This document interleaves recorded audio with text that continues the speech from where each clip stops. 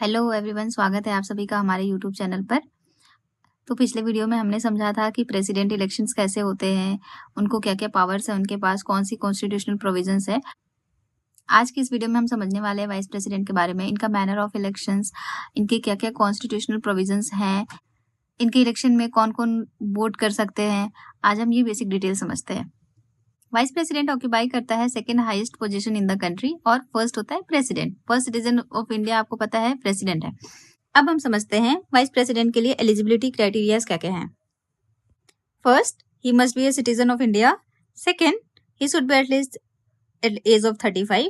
President के case में हमने देखा था person should be eligible for the Lok Sabha elections, but यहाँ पर क्या है कि ये राज्यसभा इलेक्शन के लिए क्वालिफाइड होने चाहिए, राइट।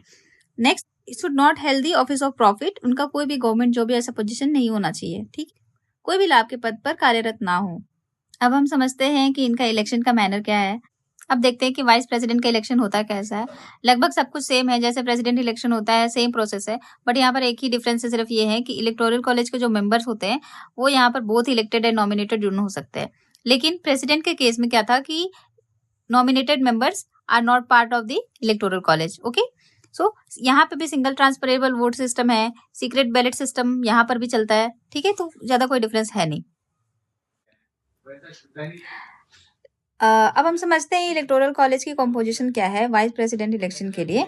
तो सबसे पहले जो राज्यसभा के इलेक्टेड और नॉमिनेटेड मेंबर हैं वो यहाँ पे पार्टिसिपेट कर सकते हैं। लेकिन प्रेसिडेंट इलेक्शन में क्या था, वहां पे सिर्फ और सिर्फ इलेक्टेड मेंबर्स ही पार्टिसिपेट कर सकते हैं। लोकसभा, यहाँ पर भी इलेक्टेड और नॉमिनेटेड दोनों मेंबर्स होंगे लोकसभा के, बट प्रेसिडेंट इलेक्शन में सिर्फ और सिर्फ elected members and seat must be obtain above 50%।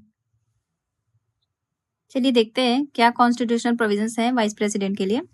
सबसे पहले आर्टिकल 63 कहता है कि there shall be a vice president of India. हमारा देश में एक वाइस प्रेसिडेंट तो होना ही चाहिए। आर्टिकल 64 कहता है कि the vice president as a chairperson of Rajya Sabha, वो राज्यसभा के चेयरपर्सन होंगे। आर्टिकल 65 के अकॉर्डिंग अगर प्रेसिडेंट की पोस्ट कभी खाली रहती है तो vice president as a acting president काम करेंगे। आर्टिकल 69 के अकॉर्डिंग वाइस प्रेसिडेंट को ओथ प्रेसिडेंट दिलाते हैं। अब आप कमेंट सेक्शन में जरूर बताएं कि प्रेसिडेंट को ओथ कौन दिलाता है। साथ के साथ एक कंडीशन भी मेंशन है कि ये किसी भी स्टेट लेजिस्लेचर या फिर पार्लियामेंट के मेंबर नहीं होने चाहिए।